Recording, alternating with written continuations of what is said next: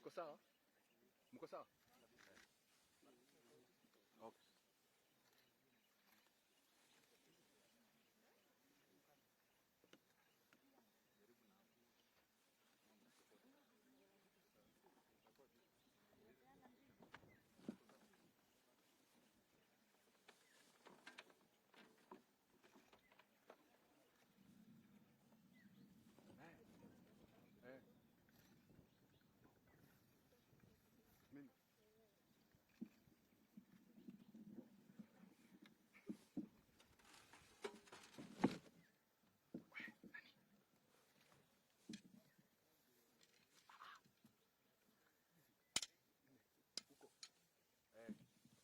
Soga tu kabisa, soga hapo.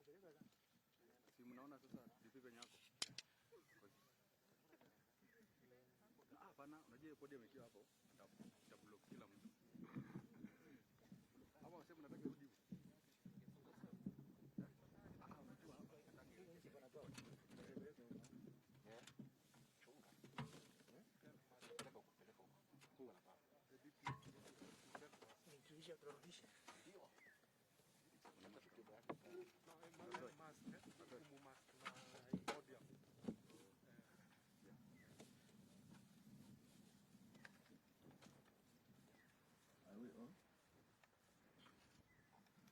Gentlemen of the Fourth Estate, I'm Edward Kiangani.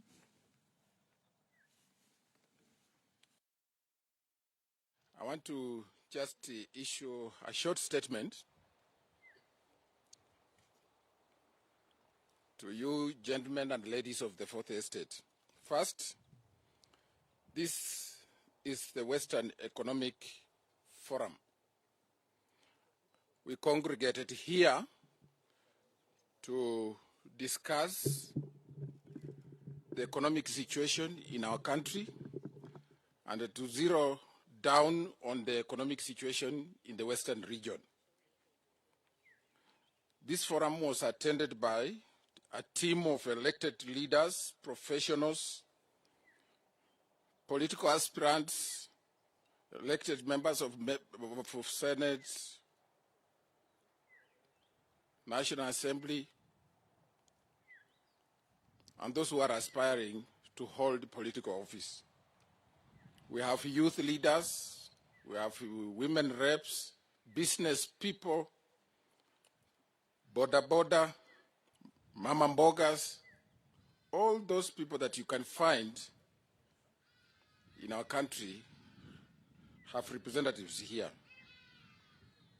I want to acknowledge the presence of our elected leaders here, who include Honorable Kapondi from Mount Elgon, Honorable Ashali from Mumias, Honorable Aluke from Sirisia, Honorable Ditmas Baraza from Kimilili, and of course, we have retired MPs such as Yusuf Janzu, and many others who have graced this occasion.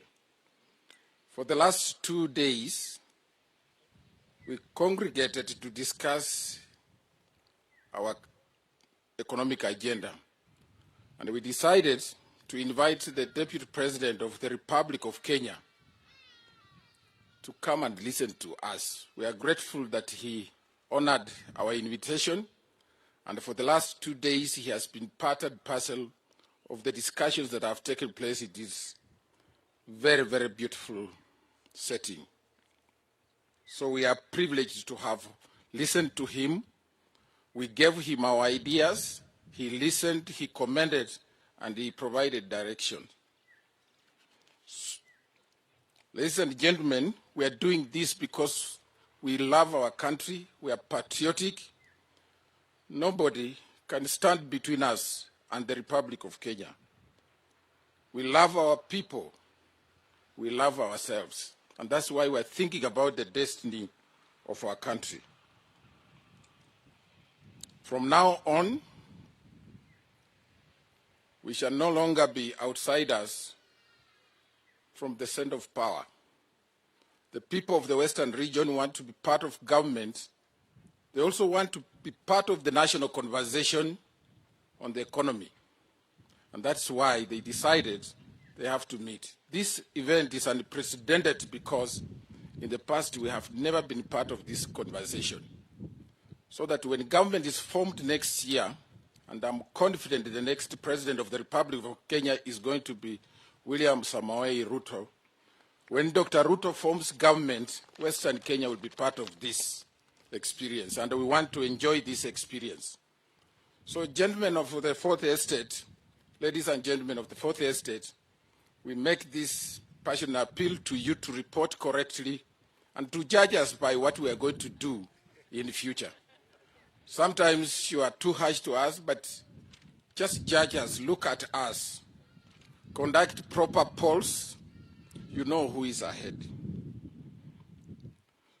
Without wasting time, I have this distinguished honor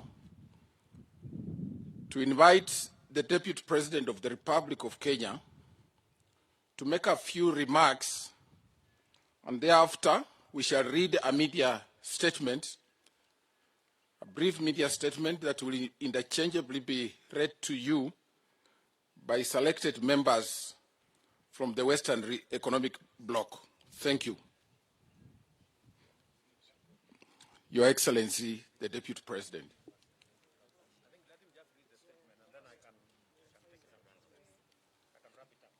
A slight alteration to the schedule.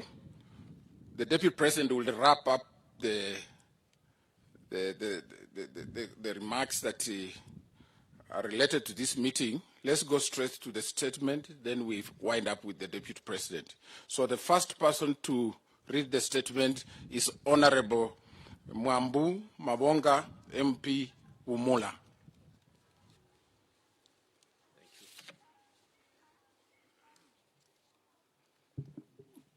Thank you, Prof. This is the press statement on the meeting between His Excellency the Deputy President, William Ruto, and the leaders, professionals, stakeholders from Kakamega County, Bungoma County, Busia, and Vihiga counties between 22nd and 23rd August of this year. The new political dispensation. Ladies and gentlemen, we have had a robust and productive engagement with elected leaders, professionals, civil society, and other stakeholders, including the representatives of traders and farmers from the counties of Kakamega, Bungoma, Busia, and Vihiga.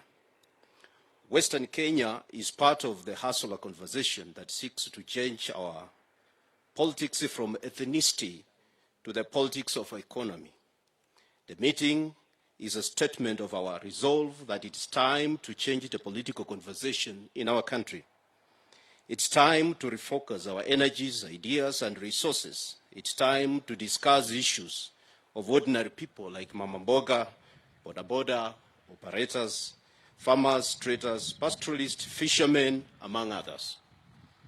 The new conversation is a philosophy of the hustler nation. We believe every Kenyan deserves equal opportunity to participate in the development of the economy. The bottom-up economy model seeks to bring people-centered issues at the core of our public discourse. We are confident that this new way of doing politics will reflect on the living standards of our people. Our deliberations have led to the following economic development priorities of Western region. Number one, agriculture. Recognize that Western Kenya has a lot of underexploited agriculture potential, noting that Kenya imports 95% of edible oil requirements. Currently, stands at Kenya shillings 80 billion plus industry. Similarly, we are importing almost 650 metric tons of rice. That is actually converts to 80% of consumption, costing over 50 billion Kenya shillings. These two areas do well in Western Kenya and have the potential of doubling the size of Western Kenya agriculture economy in a few years, form a base for job creation, cottage industries, while saving the country from considerable foreign exchange. The sugarcane industry's fortune has been dwindling since the sector started experiencing challenges in the market. That has led to the closure of Mumias Sugar Factory, among other factories. A comprehensive review of this sector is an immediate imperative. We expound opportunities in investment in high value chain crops such as avocados, macadamia, sunflower, simsim, tissue banana, sorghum, which are short-term but fetches high return, and also in view of proposed agro-industrial park in the region. Second is industry. The 4 Western Kenya counties constitute a large market of about 4 million people plus, just over 10% of the population, larger than the population of many European countries. For example, industries that were highlighted, including milling, edible oil processing, motorcycle assembling, animal feeds, and cold processing. The strategy here positions of the region avails a potential expanded market for finished and processed products within the Greater Lake region.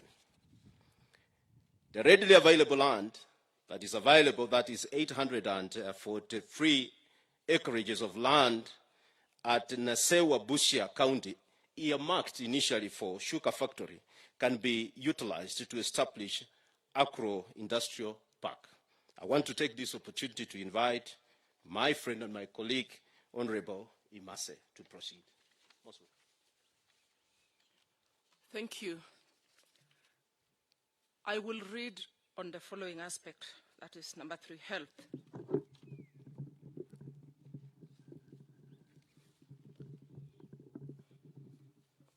Number 3 is health. We have analyzed challenges we face as a people and given robust solutions that will improve the health of our people, but also create jobs in the health sector. Our region borders neighboring countries, and we have seen potential for medical tourism that will bring in foreign exchange and improve our GDP. Number 5 is on small and micro enterprises. We suggested the consolidation of all funds under the Uwezo Youth and Women Enterprises that currently suffer a lot of challenges of accessibility because of the trickle-down mentality that informed the creation of these funds. We propose to increase the allocation of such funds from the current Kenya shillings 10 billion to Kenya shillings 50 billion, and to change the mode of administration to be informed by the bottom-up concept and to be made flexible to accommodate different value chains and region-to-region specific priorities.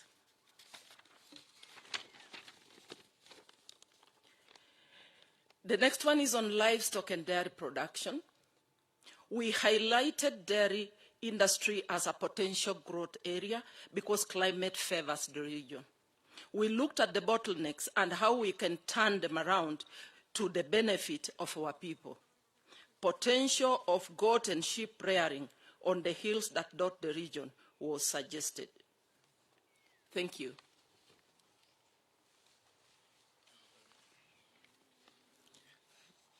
Your Excellency, the Deputy President and my colleague members of the team from Western and the members of the further states. My name is Honorable Yusuf Chanzu from Vihiga. Maybe just a slight correction. I'm not a retired MP or retired politician. I contested some seats and there was problems, so I'm taking one step back so that I can make 2 steps forward. So I'm going to read I'm going to read on poultry farming. Every household in the region that is Western owns 1 chicken or 2, with the local poultry value chain employing about 60 to 80% of the people.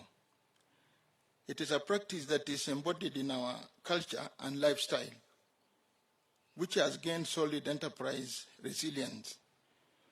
There is thus an opportunity to establish a number of chicken abattoirs and a processing plant in the region, or 2. To complement this establishment, chicken hatcheries and the training should be availed in every village polytechnic. Number 7, tourism. The potential of the region in tourism is understated, and we are looking at exploiting it through the Western tourism circuit. Lake Victoria, Mount Elgon Forest, Mungoma, and the Khartoum Caves, Kakamega Forest, Crying Stones, Nabuyole Waterfalls, and others should be exploited to attract both foreign and local tourists. Roman 8, infrastructure, roads, water and sanitation, electricity and airport. The importance of our people having clean water and water for domestic use and for irrigation to tap into the horticulture business cannot be overemphasized. Intra-county and the inter-county road waterways connectivities will be extremely important. There is dire need to have an international airport within the region. Roman 9, entertainment and sports industry. This is a multi-billion-dollar industry, and there is need to tap into and exploit its potential by upgrading and modernizing school facilities, but also putting facilities at grassroots up to the villages. Thank you.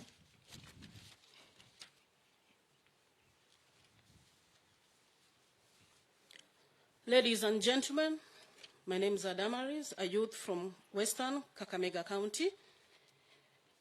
On matters education, we emphasize the role TVETs are playing in terms of creating a pool of technicians that are in high demand all over the world.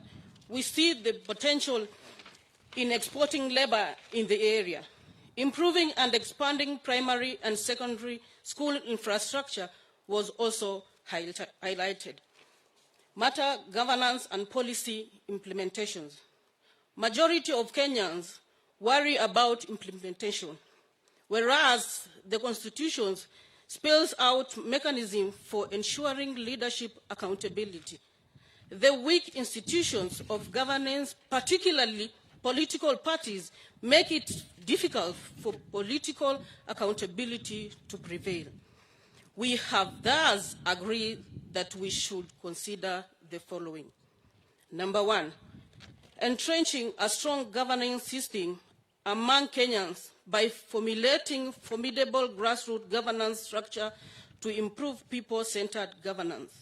Number 2, putting the people at the center of determining priority programs. Number 3, creating a seamless link between the grassroots governance and the government programs to embed grassroots ideas in the governance process. Number 4, establishing governance delivery units at the grassroots to increase accountability and effective implementation of government programs, including people of Western, as we think of how to improve economic of this region. Thank you.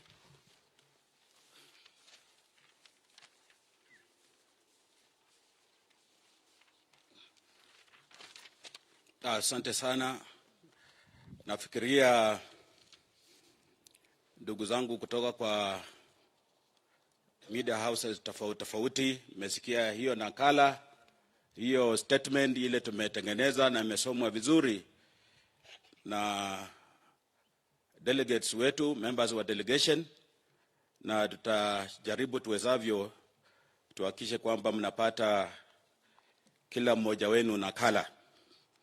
Mimi yangu ni mafupi sana.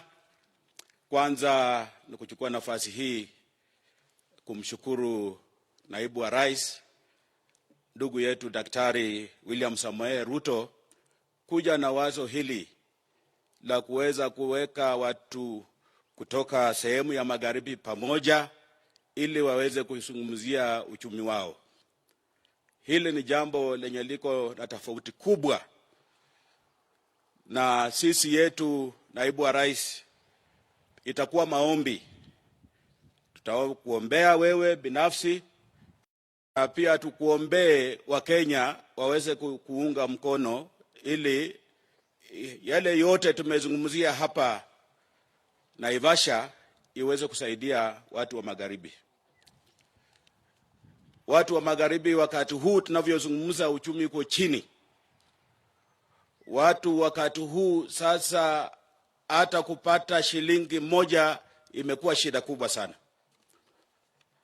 Na hii ndio mara ya kwanza kuweka watu wa Western Region, watu wa magharibi kutoka kaunti ya Busia, kutoka kwa kaunti ya Bungoma, kutoka kwa kaunti ya Vihiga, kutoka kwa kaunti ya Kakamega ninayotoka mimi, ili kufikiria yale maneno wanaweza kufanya ili watoke kwa umaskini. Nafikiria hili ni jambo kubwa, na tumeongea maneno mengi, maneno ya ukuzaji wa miwa, tumeongea maneno ya ukuzaji wa mahindi, maneno ya kukuza mpunga, maneno ya samaki kule Budalangi, maneno ya pamba, kukuza pamba, maneno ya maziwa, na pia kuleta mimea mingine ile yenye tujaweka siku nyingine kama macadamia na maneno mengi. Kwa hivyo sisi tunashukuru sana na tutakaa hapa. Tuko na wenzangu pia wale hawakupata nafasi ya kusoma, lakini pengine tuwapatie tu nafasi mmoja aseme jambo moja kulingana na vile ameona, kwa sababu tumekuwa hapa siku mbili na jana tuliendelea mpaka saa 6:30 usiku. Hata saa hizi mkiona macho sijalala vizuri.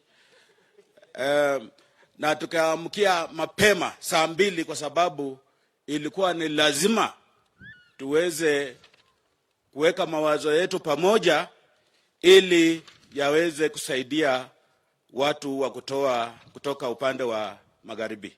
Kwa hivyo nataka nichukue nafasi hii niite mama Sophie Nato, tafadhali. Sophie, wherever you are, kuja tu. Maria, sorry, I'm mixing two names, you know, hii muda imekuwa mfupi, hazijawajua vizuri sana. Asante sana.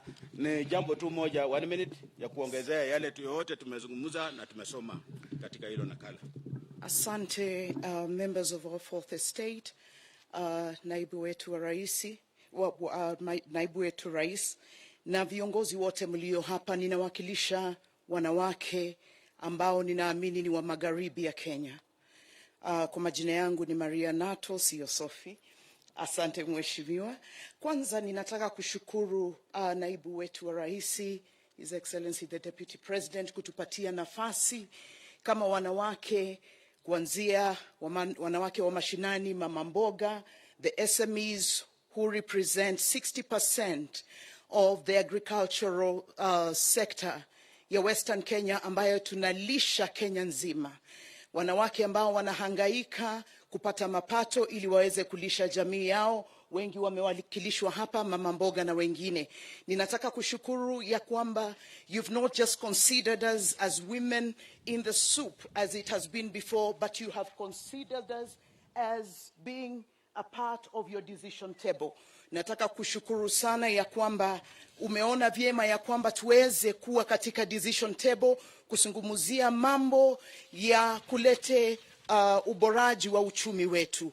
Na hiyo ni conversation ambayo inaenda chini kwa wamama wa mashinani. Na jambo langu la pili ni kusema hivi, tumesimama hapa katika shamba hili, mnaona mahali tumesimama kuna miti.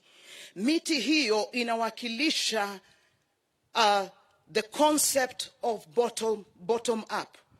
Kile ambacho tunasema ni kwamba miti hii ikikatwa na ing'olewe na mizizi yake, hakuna uhai katika hiyo miti. If we cut the tree, it means the branches will not grow. The life of the tree depends on the roots. And therefore, I really want to commend the bottom-up approach kwa wanawake wetu wa Bungoma, kwa viongozi wetu, kwa sababu hii ndio itatupatia sauti ya kutokuwa katika soup bali kukua katika meza, ili kwamba tuwe part of the conversation. Asante. Basi asante sana Mama Nato. Sasa ule atakayefuata ni ndugu yetu Seth Panyako.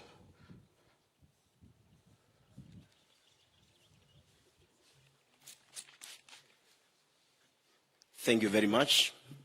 Your Excellency, my colleagues from Kakamega, members of parliament, members of the state, I stand here today as a true testimony that here we have a movement that wants to make all Kenyans to have, feel, and appreciate the spirit of a shared vision. A shared vision cannot be a reality if Kenyans at the grassroots level are not involved in charting what should form part and parcel of economical, political, and social blueprint of any administration brought about by any political party. I want to assure Kenyans, wherever you are, the sons and daughters of charcoal sellers, the sons and daughters of chicken sellers, the sons and daughters wale wanauza ng'ombe ya mnata kule nyumbani, I want to assure you that when you see Panyako here, you see a son of a charcoal seller. The problem you have gone through, we know them. I want to assure the Kenyan workers that this is the only political formation in this country that recognizes the role that workers play. And in their own wisdom, the parliamentarian allied to United Democratic Alliance Party found it necessary to endorse Mr. Seth Panyako as the vice chairman of United Democratic Alliance nationally. I am also in charge of UDA programs. It shows how this political party is not taking workers for granted. My wish and advice to Kenyan workers, that for the first time in the history of this land, if you want to belong to a political formation that will listen to you, walk with you, and work with you, it is UDA where you belong. Come, let us be home. Thank you. Basi, huyo alikuwa ndugu Seth Panyako. Sasa tunataka tuchukue nafasi hii kukaribisha Madam Susan Mangeni akuje na ujumbe mfupi. Madam Susan, you need to be very brief.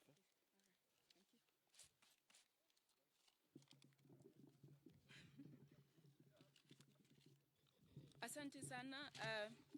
I just want to join my friends my colleagues who have already spoken from the Western region by confirming that indeed this is a very historical moment for the region. For the first time, we are going to see a government by the people, not for the people. We are going to see a government that has a high political appetite to promise and deliver. His Excellency has approached us, and he has asked to partner with us. We are dreaming, we are thinking, we are redesigning, we are planning, and hopefully we are going to implement and will evaluate. That's a true historical moment of the leadership that Kenyans have always wanted. For us people from Busia, for 2 decades we've been under captivity of political patronage that has seen us sink into poverty. We are saying today, it is over. ODM, it is over.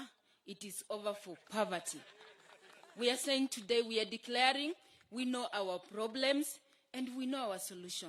So what we've been doing here for the last 2 days has been about identifying those priorities within an available resource map. We know it is possible, the resources are there, only that we did not have a leadership that had political commitment and the willingness to see to it that people of Busia do not sink deeper into poverty. Thank you so much.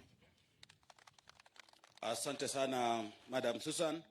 Sasa tuende tusikie kutoka kwa dada yetu Jacqueline Mwenesi, akuja tuongeleshe kwa muda wa dakika moja. Tafadhali, Madam Jacqueline.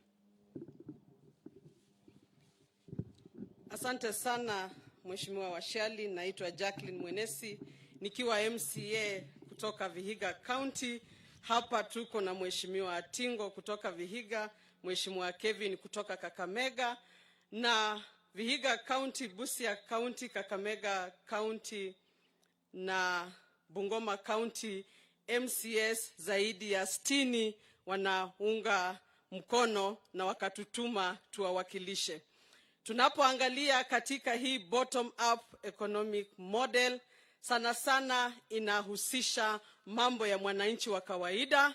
Tumeona ya kwamba 80% ya miradi wanaotaka kufanya ni ile ya county government, na sisi kama macho ya mwananchi katika kile kiwango cha chini sana tunaunga mkono, na tulihusisha wananchi wetu jinsi tunavyofanya kwenye assembly. Tukifanya public participation huwa tunahusisha wananchi, na serikali itakayoundwa na Daktari William Samoei Arap Ruto ni ile ya mwananchi. The common mwananchi has been involved in this conversation, and we are going to do more of public participation so that we tell our people it is better to have palm oil in Vihiga than to have maize, so that the money is trickling from down to mwananchi, and the common mwananchi can be in position even to lend a bank some money. That is the conversation that we are here. I want to call upon all the MCS, 2,214 in Kenya. Let us come together and support the bottom-up economy. Asanteni sana na Mwenyezi Mungu awabariki. Asante. Sasa tunataka tusikie kutoka kwa dada yetu Hadija Nganyi. Tafadhali, 1 minute. Assalamu alaikum wa rahmatullahi ta'ala wa barakatuh. I am Hadija Nganyi, aspiring to be Women Rep Kakamega County, now that BBI is null and void. We have congregated here as leaders from the Western Kenya region to submit our economic blueprint to our incoming president, His Excellency William Samoei Ruto. You see, we are excited because for the first time in history of this country, we have seen a presidential candidate who has asked the common mwananchi from the grassroots to tell him what do they want him to do for them once he becomes the president of this country. We are very much excited about that, and we appreciate you, Your Excellency, our Deputy President and incoming President, because we know your history, that you have rose from a chicken seller to a Deputy President and incoming President. You have worn the shoe of a poor man, and you know where it hurts most. That's why we believe that this economic blueprint is a solution to poverty in this country and is a solution to poverty and development in Western region. As muno murio muno vana vefu. Thank you very much, Madam Adija Ganyi. Now we go down Busia side to invite our brother Imwite from Teso. It is Imwite. Thank you. 1 minute. Asante sana Mheshimiwa Washali, Your Excellency, colleagues, members of the press. We've been here 2 days now. Na mama ambayo tumekuwa nayo hapa ni kuzungumzia the novel, ingenious idea by the Deputy President of Bottom-up. Mambo haya yanahusu kwamba tunazungumza na wale ambao wako mashinani, kuwauliza ni yapi mnataka yafanywe. We are changing the thinking. We are engineering it. We are refocusing it from trickle down to bottom up, which simply means yule ambaye anaangaziwa afaidike kwa miradi anapewa nafasi aseme ni mradi mgani anataka. Hii mambo ya watu ambao kwa mfano wanaomba kura wanafika pale mashinani at the grassroots level na kuanza kutoa orodha, list of things they want to do. We are doing away with that. If there will be synchrony between what I as an aspirant want and that of the grassroots people, then that would be the way we would go. Kwa hivyo tunafika pale, tunawazungumzia, tunasikiza vile wanataka, kama ni huu mradi ni hivyo, kama ni huu ni hivyo. That is what we are talking about. Direct engagement with the grassroots. Asante sana. Thank you. Thank you so much, our brother Imwite. Now we go back to Bungoma. Madam Sophie, can you just make your statement in 1 minute? 1 minute. The grounds are soft.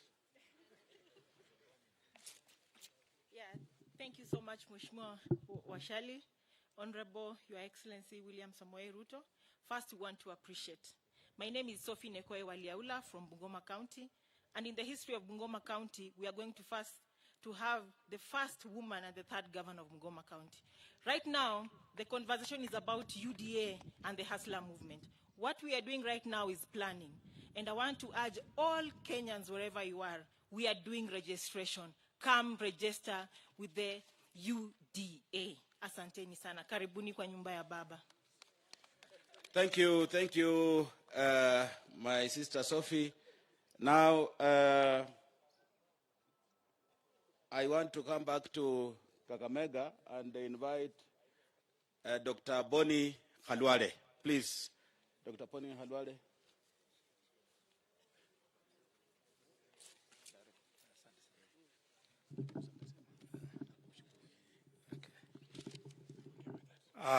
Thank you very much, Honorable Sherry. I want to take this opportunity to thank the people of Western Kenya who sent us here today. Over a period of 3 months, we held consultative sittings in Busia, in Kandui, in Kakamega, and in Vihiga. And they gave us what they thought were their people-felt needs.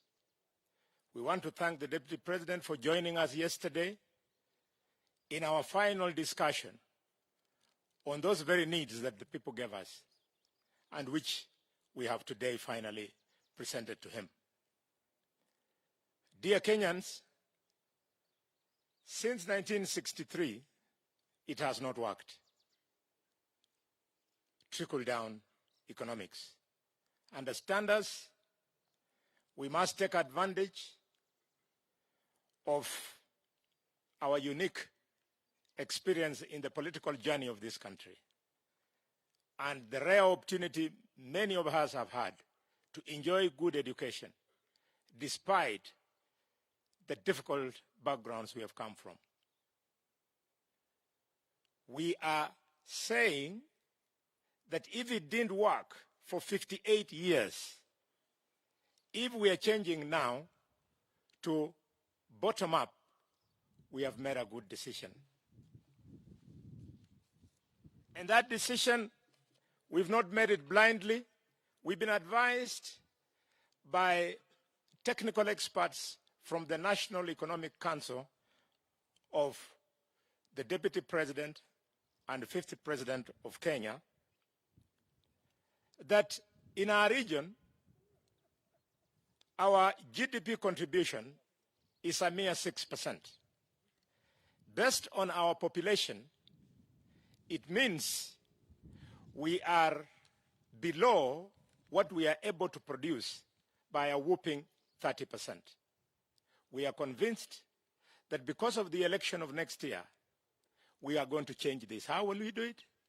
It is because on the ballot paper next year, the agenda of Mama Mboga will be there. The agenda of Boda Boda will be on the ballot paper.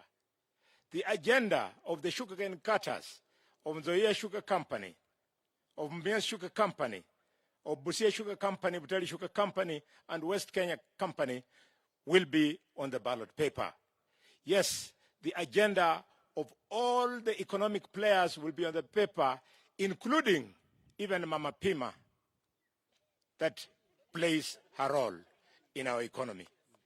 I thank you, and I want to assure the Deputy President that we are going to work together from now. We are going to campaign together. We are going to win together. We will help you to govern, and will ensure that we grow the GDP of this country to the same digits that South Korea, Singapore, and other tigers of the Far East have grown their economies. Thank you very much. Thank you very much, Daktari. Now to finalize this session, I want to invite Honorable Didmas Barasa, MP for Kemileli, to come and speak on behalf of all the elected leaders, those present and those absent, so that we finish this session. And for our brothers in the media, in case you have questions, those questions will be handled by the Deputy President. Karibu sana Mheshimiwa.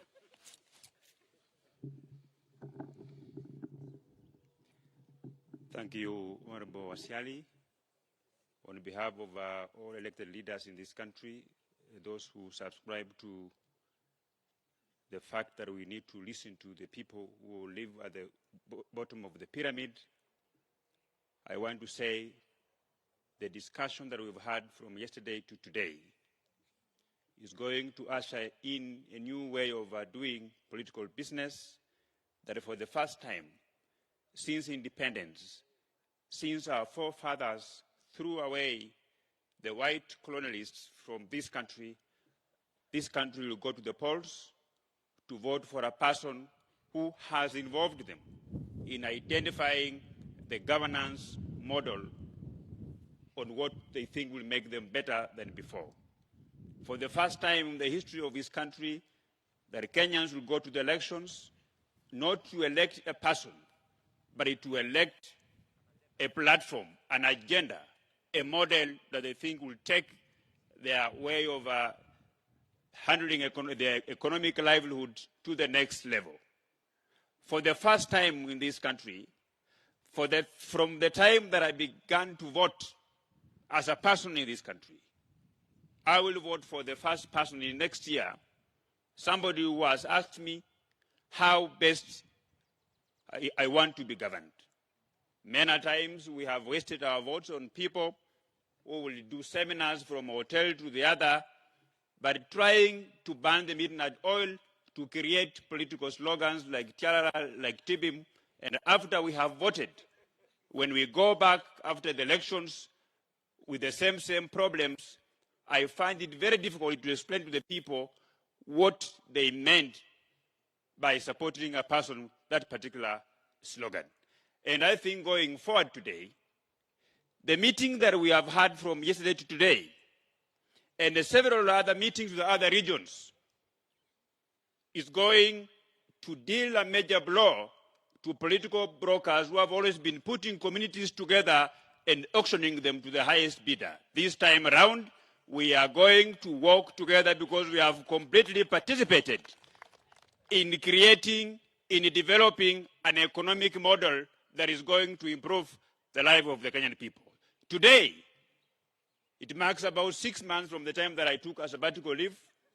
I took that sabbatical leave so that I can engage my people, and I am happy that the people that I was engaging presented their model, their way of doing things in this forum yesterday, and as curtains comes down today, and so is my sabbatical leave. Thank you.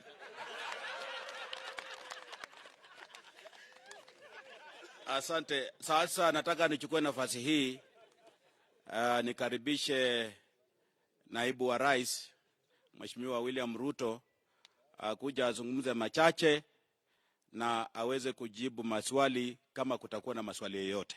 Karibu sana Mheshimiwa.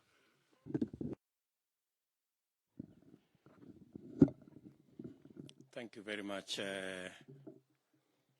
Mheshimiwa Washali Benjamin. Distinguished leaders present here, members of the civil society, members of community-based organizations, representatives of business entrepreneurs, micro, small, and medium enterprises, ladies and gentlemen, members of the media. This is yet another occasion when I have, with my economic team, listened, participated, engaged, and shared ideas with members and citizens from Western Kenya, the 4 counties of Western Kenya. Members of my economic team here led by Professor Ndi, Dr. Sienga, Agustin Cheruyot, Mr. Mugambi, representing my economic team. We've engaged with leaders and representatives from Western Kenya since yesterday as part of the continuing conversation in our country about the economy. We did promise the country several months ago that it was our intention to change the conversation so that the political discourse in our country should be moved away from ethnicity and leaders to the realm of the economy and ordinary people. That is where we purpose, and that is where we intend to keep this conversation, at the ordinary people's level and on matters economy. As part of that engagement, the bottom-up economic model is backed by the bottom-up governance model. That is why this engagement today is a culmination of engagements at different levels in various parts of Western Kenya with different actors from the society. After this engagement, we are going to prepare a paper, again, that will be validated back at the grassroots by traders, business people, people in our markets, farmers in our farms, and all ordinary citizens so that they can inform the governance model and the economic model that we are going to use as part of the agenda setting exercise we have in our country. It is our intention to move the country from voting for personalities to voting for an agenda. For a very long time, our country was held hostage to personality cults. We want to liberate our country from the bondage of personality cults to the freedom of issues and plans and programs and an agenda that benefits not just a few, but the wholesome citizenry of the Republic of Kenya. In the discussions that we have had with this team from Western Kenya, we have found a lot of value in the information, the ideas, and the suggestions that they have made that will not only inform what happens to the economy in Western Kenya, but that will inform the general policy and framework of the economy of Kenya. I want to very sincerely thank the many technocrats from Western Kenya and other areas, professors, business people who have made their voluntary contribution without pay, knowing very well that they are contributing as part of their patriotic duty in ensuring that Kenya moves to the next level. Thank you very much, ladies and gentlemen, for finding it worthy to contribute your talent and your expertise and your knowledge to enrich the conversation that we are having in our country. I have, with my economic team, already had consultations with leaders and business people from Mount Kenya, leaders and stakeholders from the coast, stakeholders, leaders and business people from the Nyanza region. Today we are having it with Western, the next we are going to have it with Rift Valley, we are going to have it with Northeastern, and we are going to have it with Lower Eastern, so that we can consolidate a framework and a blueprint that will take the conversation in Kenya to the level where we are discussing how we will create opportunity or a nation that gives opportunity, equal opportunity at that, to every citizen, and where progress and success is not measured by where you come from, who you know, the networks you have, but it is measured by how hard and how creative and innovative you are. I am delighted that progressively the country, the whole country at that, including all the leaders, have now come to the realization that the economic conversation in our nation is the conversation that the citizens, the young people, the business people, and every Kenyan wants to have an engagement about. In our meeting here, the young people were robustly represented. And in our programs, we have put the young people of our nation with their knowledge, their energy, their expertise, their aspirations and dreams at the center of this economic conversation. We believe that the young people of our nation, the youth, are the largest stakeholders, if not owners, of our future. And they must have and occupy the largest space in the conversation that we are going to have. We have agreed as a team that this economic conversation is going to be informed by the realities of our country today, that we have 4 million young people who are either unemployed or underemployed.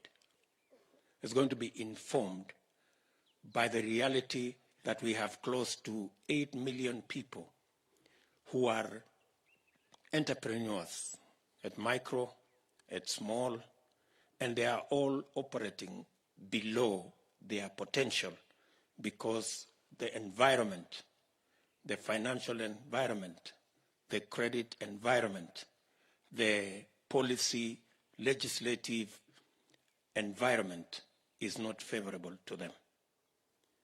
We've made this conversation also under the realization that almost 50% of our GDP is a contribution from the agricultural sector with its linkages and influencing productivity and production in the agricultural sector will not only give us opportunities to enhance incomes to farmers, but through value addition, agro-processing, manufacturing, and industrialization, we can realize the creation of value, the creation of jobs, and the creation of wealth. Through this effort, collectively, we have in detail assessed Western Kenya. And we have brought to the attention of these leaders that there are glaring opportunities in Western Kenya. Western Kenya that contributes or that accounts for almost 10% of our population contributes 6.8% to our GDP, meaning that their contribution is 30% below what they should be contributing to our GDP.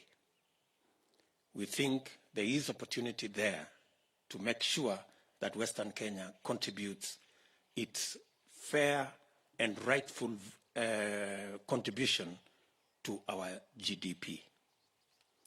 We have also identified areas that need urgent intervention so that we can bring the contribution of Western Kenya to the level of the contribution of other areas of our nation.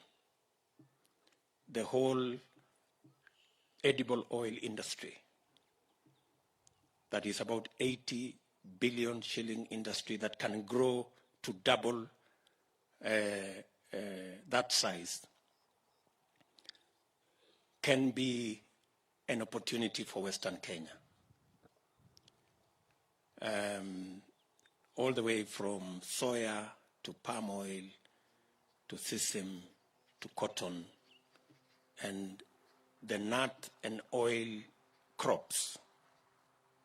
Today we import 90% of edible oils. In fact, it is the second largest import after crude oil to our republic. And it can be, we can replace the 90% import of edible oil by taking advantage of what Western Kenya, of the opportunity in Western Kenya. We have all the other sectors that we have discussed, and I am very confident that the document that will result from the consultations of this meeting, that will, as I said, go back for validation by ordinary people at the grassroots, will be a document that will take this country to the next level, both in terms of creating opportunities for jobs, creating value, creating wealth, so that we can deal decisively with the challenge, the twin challenge of unemployment and poverty. I am persuaded that the country is ready for this new conversation. Every part of Kenya, every citizen in our republic wants to know how their ideas, how their suggestions can become part of the nation's way forward. And I want to invite all Kenyans into this conversation. I know many of the other leaders have engaged in the economic conversation in different ways. I want to encourage them that in whatever way, even by opposing, it is still part of the conversation. It will help enrich and inform this conversation, because it is about the only conversation that will take Kenya into the future. I want to say, for the avoidance of doubt, that it is not true that there are problems in Kenya between Kenyans. A Kenyan from Western Kenya has no problem with a Kenyan from Western or from Rift Valley or from Central Kenya or from Coast. The collective problem we have is the status of our economy. If the economy can create the jobs, if the economy can create the wealth, if the economy can create the opportunities, we will sort out all the issues that face all our young people. And we can also broaden and increase the number of taxpayers so that we can not only have sufficient resources to finance our development, but we can begin to retire the huge debts that are now part of the conversation in Kenya. I dare say that the most practical way of eliminating the debt challenge that we have is not postponing or rescheduling or doing all the other things that all the other people are suggesting. It is by expanding the tax base, ensuring that we have more young people employed, more enterprises growing. They will pay their fair share of taxes. We will have money to finance our development, and we will have money to pay our debts. Thank you very much. I think we have been as clear as we can get.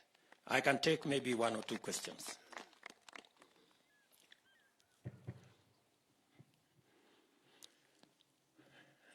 And if you can restrict your questions to the discussion we are having here, Madam. Thank you.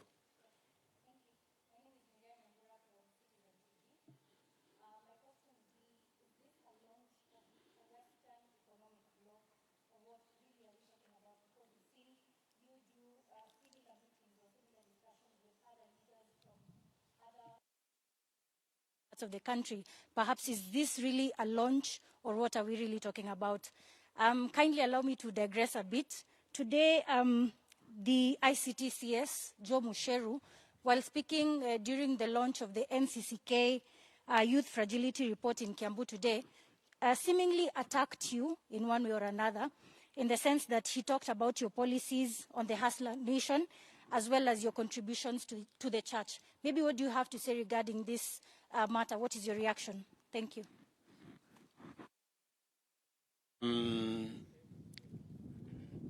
This is not a launch of anything. This is a continuing conversation.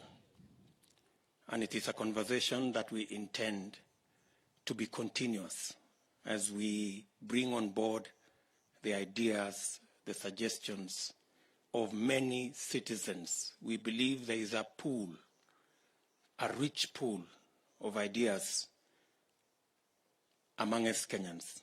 And we are providing an avenue and a platform where those ideas can find their way to inform the agenda for the future of our country. I do not wish to respond to those who are criticizing what we are doing, because we believe that criticism is not entirely a bad thing. At least they are recognizing that we are having a conversation, which is good enough. So, and they are also appreciating that this is the only conversation in Kenya today. They do not have an alternative conversation. That in itself is an appreciation that we are driving in the right direction. Any other question? Thank you very much. Asanteni sana. Nawatakia heri.